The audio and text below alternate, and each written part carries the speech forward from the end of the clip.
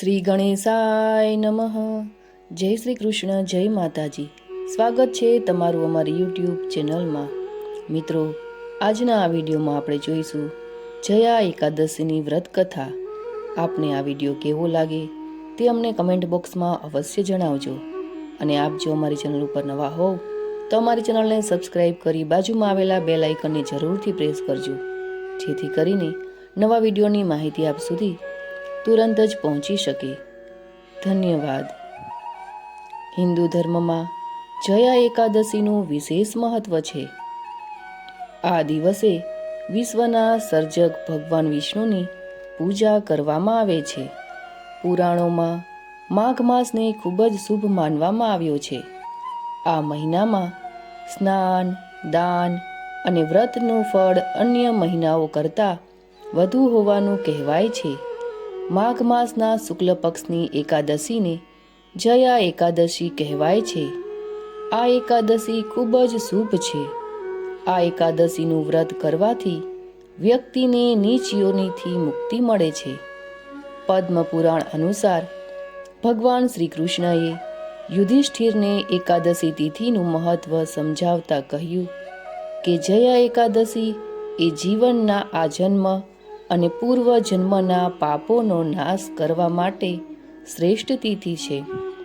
એટલું જ નહીં, તે બ્રહ્મહત્યા અને પિશાચત્વ જેવા જઘન્ય પાપોનો પણ નાશ કરનાર છે. શાસ્ત્રો અનુસાર આ એકાદશીનું વ્રત કરવાથી વ્યક્તિને ક્યારેય પિશાચ કે પ્રેત યોનિમાં જવું પડતું નથી અને મૃત્યુ પછી મોક્ષની પ્રાપ્તિ થાય છે.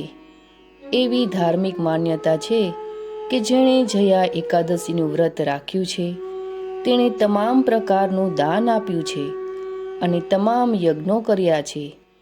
આ વ્રત કરવાથી ભક્તને અગ્નિષ્ટોમ યજ્ઞનું ફળ મળે છે.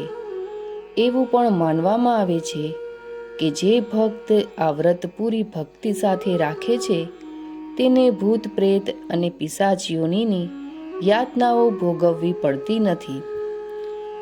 તો મિત્રો, હવે આપણે સાંભળીશું જયા એકાદશીની વ્રત કથા. યુધિષ્ઠિરે પૂછ્યું, કૃપા કરીને ભગવાન મને એ જણાવો કે શુક્લ પક્ષમાં કઈ એકાદશી હોય છે, તેની વિધિ શું છે તથા તેમાં કયા દેવતાનું પૂજન કરવામાં આવે છે. ભગવાન શ્રી કૃષ્ણ બોલ્યા, રાજેન્દ્ર, હું જણાવું છું, તમે સાંભળો. મહામાસના શુક્લ પક્ષમાં જે એકાદશી હોય છે તેનું નામ જયા છે. તે બધા પાપોને હરનારી ઉત્તમ તિથિ છે. પવિત્ર હોવાની સાથે જ પાપોનો નાશ કરનારી છે તથા મનુષ્યોને ભોગ તથા મોક્ષ પ્રદાન કરે છે. એટલું જ નહીં, તે બ્રહ્મહત્યા જેવા પાપ તથા પિશાચત્વનો પણ વિનાશ કરનારી છે. આનું વ્રત કરવાથી મનુષ્યને કદી પ્રેત યોનિમાં નથી જવું પડતું. એટલા માટે રાજન, પ્રયત્નપૂર્વક જયા નામની એકાદશીનું વ્રત આપણે કરવું જોઈએ. એક સમયની વાત છે. સ્વર્ગલોકમાં દેવરાજ ઇન્દ્ર રાજ્ય કરતા હતા. દેવગણ પારિજાત વૃક્ષોથી ભરેલા નંદનવનમાં અપ્સરાઓની સાથે વિહાર કરી રહ્યા હતા. 50 કરોડ ગંધર્વોના નાયક દેવરાજ ઇન્દ્રે પોતાની ઈચ્છા મુજબ વનમાં વિહાર કરતા રહીને ઘણા હર્ષથી નૃત્યનું આયોજન કર્યું. તેમાં ગંધર્વ ગાન કરી રહ્યા હતા, જેમાં પુષ્પદંત, ચિત્રસેન તથા તેનો પુત્ર એ 3 મુખ્ય હતા. ચિત્રસેનની પત્નીનું નામ માલિની હતું. માલિનીથી એક કન્યા પેદા થઈ હતી, જે પુષ્પવંતીના નામથી પ્રખ્યાત હતી. પુષ્પદંત ગંધર્વનો એક પુત્ર હતો, જેને લોકો માલ્યવાન કહેતા હતા. માલ્યવાન પુષ્પવંતીના રૂપ પર ઘણો મોહિત હતો. એ બંને પણ ઇન્દ્રના સંતોષને માટે નૃત્ય કરવાને માટે આવ્યા હતા. આ બંનેનું ગાન થઈ રહ્યું હતું. એમની સાથે અપ્સરાઓ પણ હતી. પરસ્પર અનુરાગને કારણે એ બંને મોહને વશીભૂત થઈ ગયા. ચિત્તમાં ભ્રાંતિ આવી ગઈ. એટલા માટે તેઓ શુદ્ધ ગાન ન ગાઈ શક્યા. ક્યારેક તાલ ભંગ થઈ જતો અને ક્યારેક ગીત બંધ થઈ જતું હતું. ઇન્દ્રે આ પ્રમાદ પર વિચાર કર્યો અને આમાં પોતાનું અપમાન માનીને તેઓ ગુસ્સે થઈ ગયા. તેથી આ બંનેને શાપ આપતા બોલ્યા, ઓ મૂર્ખો, તમને બંનેને ધિક્કાર છે. તમે લોકો પતિત અને મારી આજ્ઞા ભંગ કરનાર છો. તેથી પતિ પત્નીના રૂપમાં રહીને પિશાચ બની જાઓ.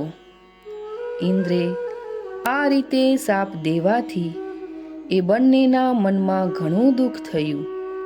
તેઓ હિમાલય પર્વત ઉપર ચાલ્યા ગયા અને પિશાચ યોનિને પામી ભયંકર દુઃખ ભોગવવા લાગ્યા.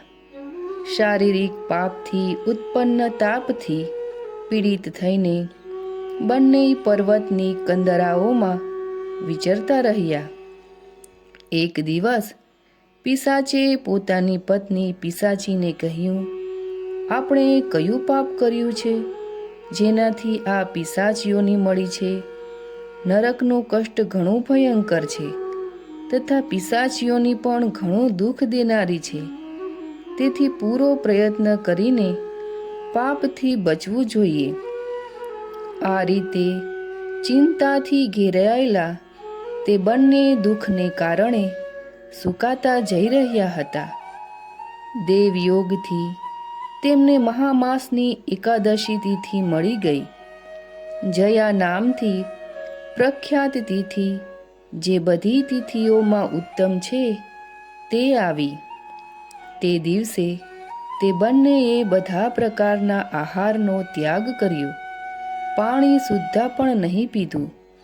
કોઈ જીવની હિંસા નહીં કરી. ત્યાં સુધી કે ફળ પણ નહીં ખાધા. નિરંતર દુઃખોથી ભરેલા તેઓ એક પીપળાની નજીક બેસી રહ્યા. સૂર્ય આથમી ગયો. તેનો જીવ લે તેવી ભયંકર રાતની શરૂઆત થઈ. તેમને ઊંઘ નહીં આવી. તેઓ રતિ કે બીજું કોઈ સુખ પણ નહીં પામી શક્યા. સૂર્યોદય થયો. દ્વાદશીનો દિવસ આવ્યો. તે પિશાચોના દ્વારા જયાના ઉત્તમ વ્રતનું પાલન થઈ ગયું. તેમણે રાત્રે જાગરણ પણ કર્યું હતું. તે વ્રતના પ્રભાવથી તથા ભગવાન વિષ્ણુની શક્તિથી તે બંનેની પિશાચતા દૂર થઈ ગઈ. પુષ્પવંતી અને માલ્યવાન પોતાના પૂર્વ રૂપમાં આવી ગયા. તેમના હૃદયમાં તે જ જૂનો સ્નેહ ઉભરાઈ રહ્યો હતો. તેમના શરીર પણ અગાઉના જેવા જ અલંકારથી શોભા પામી રહ્યા હતા. તે બંને મનોહર રૂપ ધારણ કરીને વિમાન પર બેઠા અને સ્વર્ગલોકમાં ચાલ્યા ગયા. ત્યાં દેવરાજ ઇન્દ્રની સામે જઈને બંનેએ ઘણી પ્રસન્નતાની સાથે તેમને પ્રણામ કર્યા. તેમને આવા રૂપમાં આવેલા જોઈ ઇન્દ્રને ઘણી નવાઈ લાગી. તેમણે પૂછ્યું, બતાવો, કયા પુણ્યના પ્રભાવથી તમારા બંનેનું પિશાચત્વ દૂર થયું છે? તમે મારા શાપને પ્રાપ્ત થઈ ચૂક્યા હતા, પછી તમને કયા દેવતાએ તેનાથી છુટકારો અપાવ્યો? માલ્યવાન બોલ્યો, સ્વામીન, ભગવાન વાસુદેવની કૃપા તથા જયા એકાદશીના વ્રતથી અમારી પિશાચતા દૂર થઈ ગઈ છે. ઇન્દ્રે કહ્યું, તો હવે તમે બંને મારા કહેવાથી સુધા પાન કરો. જે લોકો એકાદશીના વ્રતમાં તત્પર અને ભગવાન શ્રી કૃષ્ણના શરણાગત થાય છે, તેઓ અમારા પણ પૂજનીય છે. ભગવાન શ્રી કૃષ્ણ કહે છે, રાજન, આ કારણે એકાદશીનું વ્રત કરવું જોઈએ. નૃપશ્રેષ્ઠ, જયા બ્રહ્મ હત્યાનું પાપ પણ દૂર કરનારી છે. જેણે જયાનું વ્રત કર્યું છે તેણે બધી જાતના દાન આપી દીધા અને તમામ યજ્ઞોનું અનુષ્ઠાન કરી લીધું. આ મહાત્મયને વાંચવા અને સાંભળવાથી અગ્નિષ્ટોમ યજ્ઞનું ફળ મળે છે. તો મિત્રો, આજના આ વિડીયોમાં આપણે જોયું જયા એકાદશીની વ્રત કથા તથા તેના મહાત્મ્ય વિશે. આપને આ વિડીયો કેવો લાગ્યો તે અમને કમેન્ટ બોક્સમાં અવશ્ય જણાવજો. અને આપને જો આ વિડીયો પસંદ આવ્યો હોય તો વિડીયોને લાઈક કરજો, શેર કરજો અને આપ જો અમારી ચેનલ ઉપર નવા હો તો અમારી ચેનલને સબસ્ક્રાઈબ કરી બાજુમાં આવેલા બેલ આઇકનને જરૂરથી પ્રેસ કરજો, જેથી કરીને નવા વિડીયોની નોટિફિકેશન આપ સુધી તુરંત જ પહોંચી શકે. અને હા, કમેન્ટ બોક્સમાં ઓમ